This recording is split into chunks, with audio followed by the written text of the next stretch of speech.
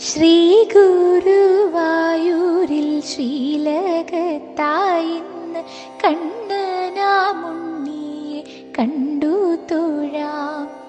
തൃക്കരങ്ങളാൽ